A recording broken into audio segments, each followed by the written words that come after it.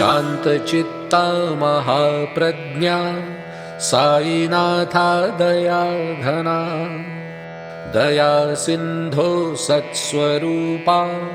मायातम विनाशका जातिगोत्रातीतसिद्धा अचिन्त्य करुणालया पाहि मां नाथा शिर्डीग्रामनिवासया ज्ञानसूर्य ज्ञानदाता सर्वमङ्गलकारका भक्तचित्तमरालस्त्वं शरणागतरक्षका सृष्टिकर्ता विधाता त्वं पाता त्वं इन्दिरापतिः जगत्त्रयं लयं नेता रुद्रस्त्वं सुनिश्चितम् वसुधायां वित्तस्थानं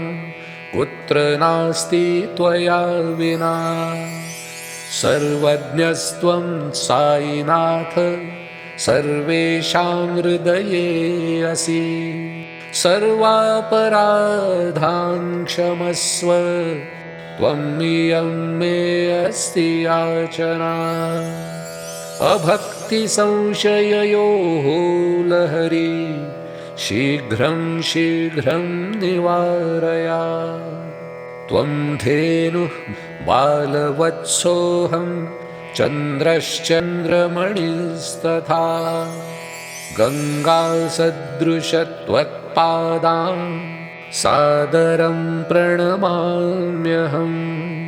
निधेहि शिरसि मे त्वं कृपया करपञ्जरम् शोकचिन्तापहरत्वं गणो हि किङ्करस्तवः इति श्री साईनाथ प्रार्थनाष्टकम्।